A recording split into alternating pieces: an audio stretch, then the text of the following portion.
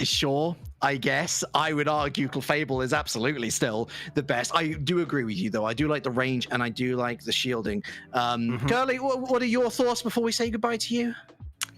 No thoughts. Lapras Cram gameplay, yeah, would be super cool. I take it to a game 3, please, and that is all.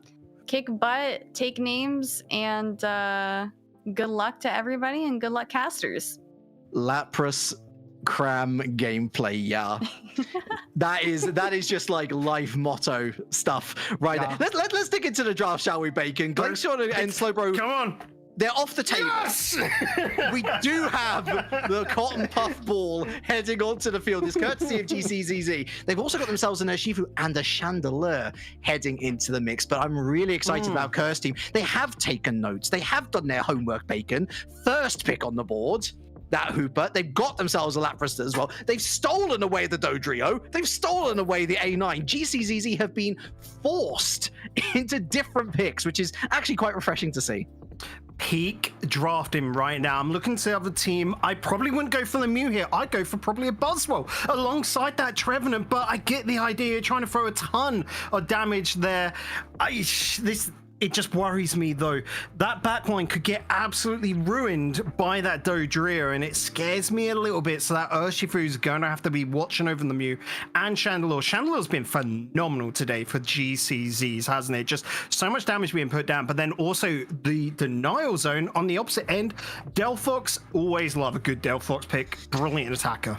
Yeah, sadly, Curly's smile not enough to convince Curse teams that they should go with the Cramorant to complete that lineup. But I think that Delphox makes a lot of sense in combat. I mean, you wouldn't think that Fire and Ice would mix particularly well, but I think between Fire Spin, if that's what they're going to go for in that Delphox, and the general freezing ability of your A9, and you got the stuns of the Hooper, I think the Curse team have been able to concoct a really nice mixture of sustainability and control over team fights. When I look at GCZZ, we've got yourself Urshifu. I'd imagine they'd go solo strike. Historically, that's what we have seen the Urshifus in this tournament going for, even though surging strikes have been the more popular choices. We've also got that Chandelier, which we haven't seen too often tonight.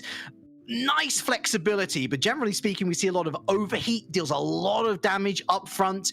We do like to see a little bit of imprisonment potentially as well to cancel out moves affecting the team fights as well. So for me, I think Curse Team have the better composition, but GCZs, they do have the tools to deal with it, but it really depends on those in the heat of the moment, flicker the switches. So one Pokemon I'm going to be looking towards and trying to magnify a little bit, because there was a weird choice in the mix there, was Lapras with double bands, the muscle band on top of it instead of the slick spoon that you normally see, which is quite interesting for me. They're of course running the XP share as well.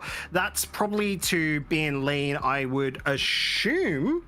It's got to be the A9 for me, I reckon. And you would expect the Delphox to take Central area, and yes, then the Dodrio having that top half all to themselves. And it's going to just be about, because Lapras takes a lot of XP as well. We always forget this, don't we? Certainly, and Janola certainly knows how to rock a Lapras, that much is for sure. So Darko's been left on this top path to their own devices to attempt to build up the stacks. Jemmy helping out their Fennekin, evolving into the breaks and nice and early. Of course, one of the great things about Delphox, it's one of the quickest two-tier evolutions to get to that final evolution. The scale is brutal. Unfortunately, that is also brutal. Stopped in front of the goal zone. BNJ and Amawa, they're not necessarily going to have as much damage as they would like in these early stages. Jemmy looking to seal it away with the hyperspace hole, just misses out. But I'm worried about this Urshifu heading onto the top path. Against the Dodrio and a Hooper, you got some pretty good fortune there going your way. Against a Doduo and a Hooper, which is going to be the case, this might be a run over for GCCZ. Oh, we have to see. The birds have dropped. We're going to be looking towards the bottom path because the Fennekin is in the mix. Sorry, the breaks in is A9 as well with the Lapras. Some great zone in there. The Mew just trying to throw chunks of damage out from afar, but it does nothing. This kind of support Lapras I can get behind. I agree. And certainly the EXP share is going to be super useful if this Delphox is going to continually rotate down onto the bottom path. That is what I would certainly expect from the composition that we see. Amawa's going to be really disappointed, though, losing out on that Hooper. This is the first time today that we're seeing them not on the Hooper, and that's great credit to Curse team to very much disassemble this successful structure that GCCZZ had put in place. Big impact here in the central area. Massive solar beam, not going to be able to get the KO on the Dodrio. Sent back to base for a quick reset. They're back into the fight immediately. Janola helping the A9 and Hooper down onto the bottom path. And of course, those hyperspace holes going to be so useful just for rotation in general, Bacon. We see the Shifu heading up onto the top path. They're not going to be able to get much inroads simply because now there's reinforcements helping out the orange goals as well. It's 58-0. Interesting change there as well. The Hooper swapping sides to be able to try and defend this. Originally, you could see Curse team wanted to take that bottom tier 1 goal, leaving Dotrio all alone up here, but then seeing that 4 players were up top from the side of GCZs, they didn't want to risk it. Can see a lot of fighting going on top off as we rejoin on in. Dotrio is dropped, and that means GCZs are free to just destroy that goal. And this is how to deal with Hooper 101 for anyone who wants to learn out there. The first zone that you want to take down is that top zone, because what's the first Reggie that you're all meant to go for? Well, no, not Rotom, idiots. It's the Reggie on the bottom path, of course. And once you take that Reggie on the bottom path, you've got the buffs available to head onto the top path and have an advantage in that team fight as well. But it's all about who gets this first Reggie in the first place. It's no good if you don't get it. Guess what? They haven't. It's the Urshifu. It's the Solo Strike, one of the best mega secures in the game. And although there's a bit of a throw of the dice from Sir Darko into the middle of the mix, there are no KOs found. And all of a sudden, much as they did in game 1 of our last series, Bacon, GCZ's looking great heading towards the halfway point. Shandy's got to be careful there, so is Mew. Delphox in the mid is going to get picked down by the Electro Ball. And well, that Urshifu is looking to take names, has just been frozen in place. Lapras chasing on after it, but the Trevenant comes in. Look at the superhero, saves the day. Not going to be able to take down the victim. Finally, with the help of Chandler, we'll be able to get rid of them. I wish I could show all of my solo queue teammates this. If you want to take down the Lapras, you've got to tunnel vision it. And that's exactly what GCZs are doing. And not only that, they're continuing to go to town. Yes, Sir Darko's going to get this Regieleki, but by the time that he does, are they even going to have a bottom tier zone to speak of? There goes the Phantom Forest. The Regieleki's on his way. That's going to be 3 scores for the Dodrio. Not that it really matters. It's all hands to the pump here on the bottom half as the fireworks head down from the Delphox, and they're at least able to get some damage off. But fantastic defending, fantastic body blocking from Alex Kidd, the tree doing work. Yeah, and that Dodrio. Baby! Okay, the comm path is gone, and so is the Trevenant. This is a counter-attack if you've ever seen one. Now trying to dogpile onto that goal. The Dodrio doing so much damage, but is now going to be caught off guard. So many low. Hooper is clutch.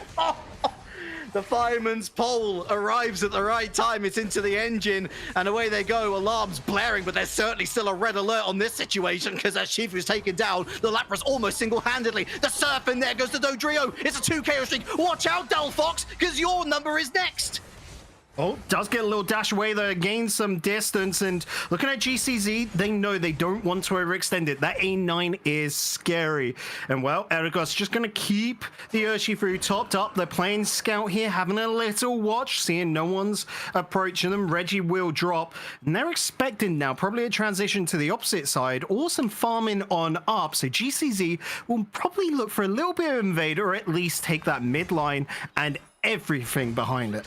It's time for the breaking news stinger as we head on over to Relic at the desk. It's time for the level count, and the level count is looking once again excellent for GCCZ. I'm going to stop the count though for a moment because Sub-Zero is frozen in place. Once again, it's another KO for Hog Rider on the Urshifu. A massive counterattack. Once again, they are desperate to break this bottom zone, and the Hooper Unleashed, it had to come out just to break World away from it. Do they have enough points to be able to overcap? Yes, but they're going to leave it the right call. But meanwhile, top path, GCCs don't care. They've just gone to the top path, eliminated over half of the available Aeos energy, meanwhile still getting KOs all the like.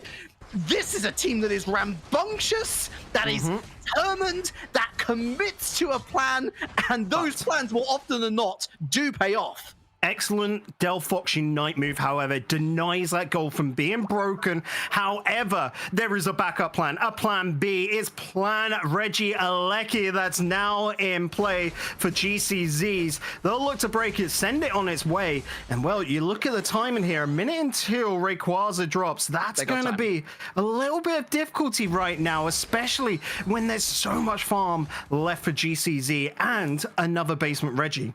It was a little too early for GCZ. We've seen the smartest players wait and wait and wait until they unleash that Regieleki just as Rayquaza is about to spawn. But it's a little too early for that. They decided to just break the zone anyway. I think they were maybe considering their options, whether they could get double scores off the Rayquaza fight potentially. They've decided to break it just to give themselves a little bit of an up. They've got that bottom Regi to consider as well, of course. That said, look how well GCZ are set up. They've got that Eldegoss, they've got that Trevenant set up at the front post. Chandelier and Urshifu join the fray. This Reggie, the third bottom Reggie, they've had 2 rocks. I don't know what the third one is potentially. It'll eventually fall up on our screen eventually. But, okay, it's a Reggie steal. Oh, it's a Reggie steal at the worst time for Curse Team. Yes. They've now got a Rayquaza fight, and they've got to deal with an attack and special attack buff going against them, worrying as though Dodrio's poking at the top zone. Watch out for that. Urshi, Mew, and Shandy are going to be so destructive right now. Dodrio trying to go in for back caps. Alex Kidd should have it covered. No, instead decides we now just charge at the opponent's game. The call from the rest of the team. Still not taking any names just yet. Hooper going to allow the A9 to go back and get some health. Lapras nearly caught out guard, but great movement speed on them. But time is ticking away, and this is all down the Curse Team to make the engage. Yeah, they've got themselves that Lapras. I wonder whether they did quick maths. It's a nice drill peck. They picked up the fruit. Away they go. The burst attack, though, makes the difference. It's a 2 KO streak for the Urshifu as well. I think that the Trevenant made the right call. If you've got a Dodrio committed to that back cap, to that shrubbery sneak, it's a 5v4, and that is simple maths, folks. You're going to be in an advantage. It's an advantage that GCZs have hammered home, and although it's just a slender lead for the moment, that Rayquaza buff is more than enough to make the difference. 60 goes down for the Trevenant. Oh, lovely Blizzard, almost breaking the Eldegoss shield, but surely the Urshifu's going to put something down. Yeah, the fireworks ain't going to get through that. 449 to 267. It's all about controlling the end game now for GCZs. Yeah, they'll look to just maybe pull back a little bit. They've got the security, trying to drop some 50s on in. Chandelur's going to be next.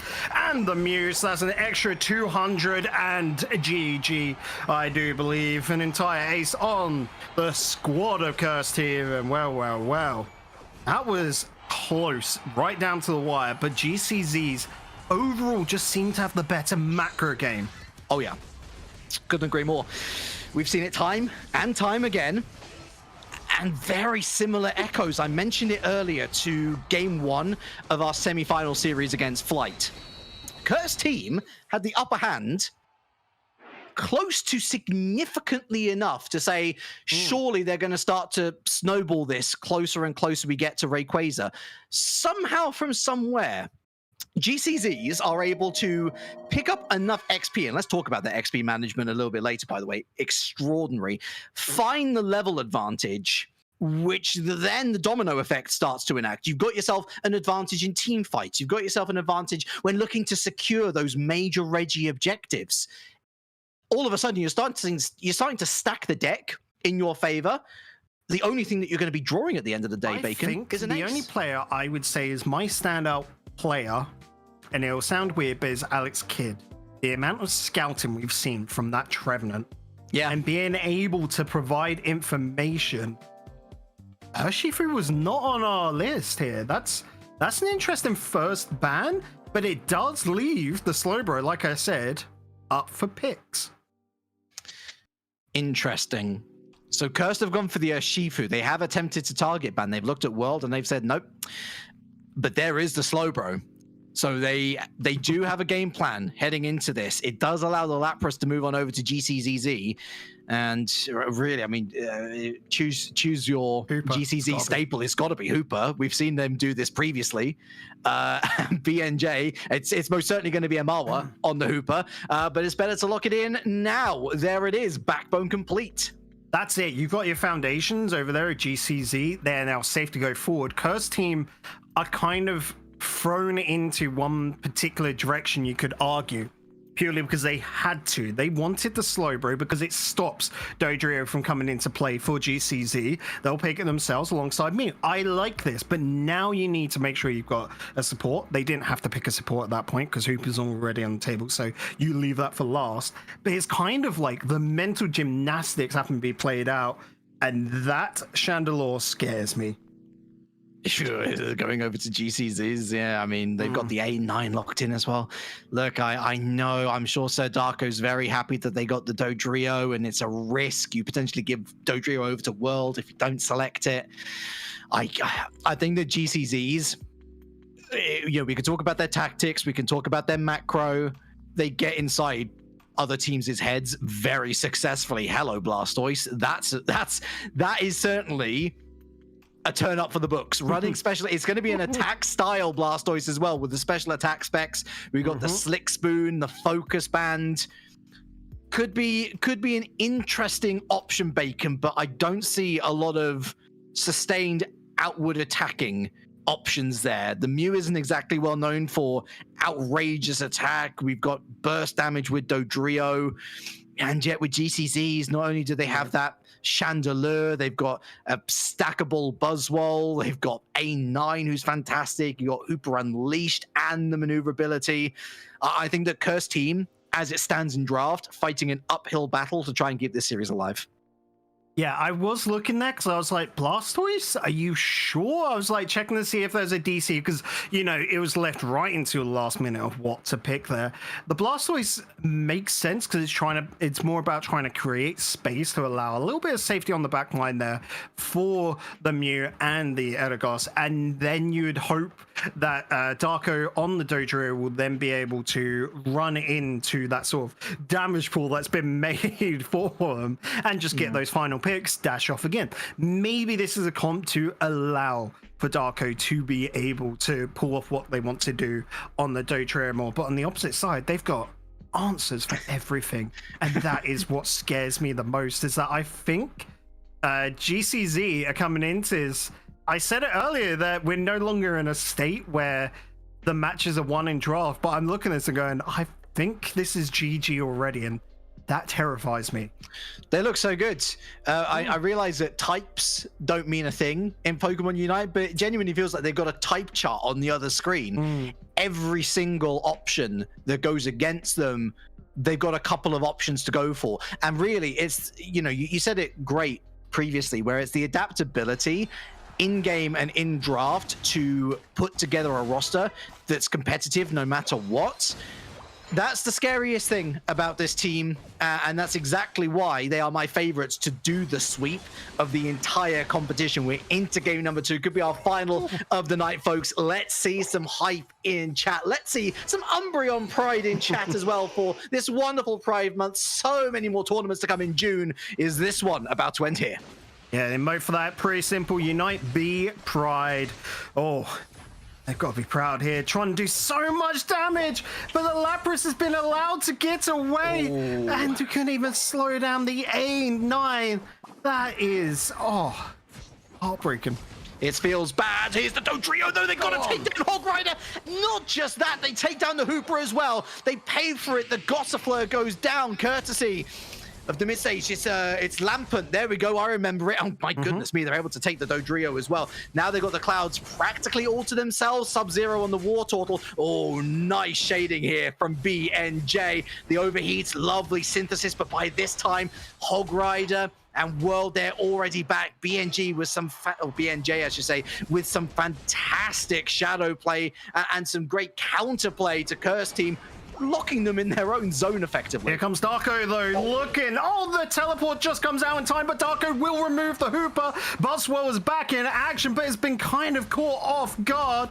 Bench will fall to the Dodrio, and there drops the Buzzwole. Redemption from Curse Team. So this is the main switch up from Curse Team that we're seeing. Dodrio fully allowed to flex in the open, free roaming role that it works at best. It's not a path Pokemon anymore. it's free to go wherever it likes. It's running tri-attack. It's going for the outward damage. It's going for something a little bit different. And so far, so good. But we were saying that at the same stage last game, Bacon. And to be fair, GCCs hadn't scored by that point. Slam onto the Sub-Zero, trying to break away. The Elder Goss helps it on its way. The trio, though, just got 2 KOs in the central area, taking the buffs, and is running away. Not with its tail in between its leg. It doesn't have tails, but its feathers firmly pressed out. Impressive. Nice counter-attack here from GCZs on the bottom path. Already, though, level 9? Oh, my word. Sir Darko on a rampage. He doesn't know when to stop, but they surely got to stop and breathe, because it's Reggie time. Buzzwell and Wartortle still marooned there on the top path. Surely Buzzwell still looking to get some stacks on. It's going to be up to Sub-Zero to stop him a bit as best they can. Feels bad, everyone. It's Reg Ice. It's all about that global XP at this point. The hyperspace hole is going to help out with a Lapras triple trample through the midfield. Here's Dodrio once again, looks to take down the Chandelier. Not going to get it. The shielding's enough. Lapras in the middle there with the Perish Song. Elder Goss, meanwhile, helped out by Genola. Lovely use of the slow beam. Dodrio picks away at the Red Ice once again. It's the Hooper on clutch, on song. GCZs cannot be stopped. Oh, and then removed as well. The Lapras, which did get slow beam, is able to get away scot-free. The Mew trying to chase after it. It's just been caught off guard by both Hooper and A9. Buzzwell did get a score on. Another 5 has got to be fully stacked up now. Looking towards that top path, however, Blastoise is online. Wartortle got left alone for long enough to be able to get that level up, as always happens. And that means they're now fully ready to fight. But is it a little bit too late? I don't know. 122 to 126. There is still time for Curse Team to win this. They've got to get Regieleki, though. Ultra Swole Slam, they have the lines, they have the game, but Curse Team currently crying at the club. They're on the floor, and they're looking to try and find some redemption this evening. Yet, there's the A9 with the Snow Globe. His town goes to Dodrio, and Blastoise, as big as that health pool is, not gonna do much good here. Oh, wonderful imprisonment. The exit route blocked off. Amawa not on the Hooper this time, on the A9. This is gonna be a full zone collapse. 10, and there it is with the 21-point overdunk. GCZs take the lead. Ominous. Oh, 2 goals taken on down.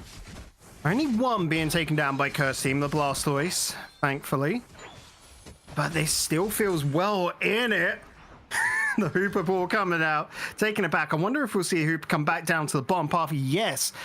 You don't know what this Hooper is going to do. He's transitioning beautifully around Lapras with so much info. Has already caught the Slowbro and the Elder Goss off guard.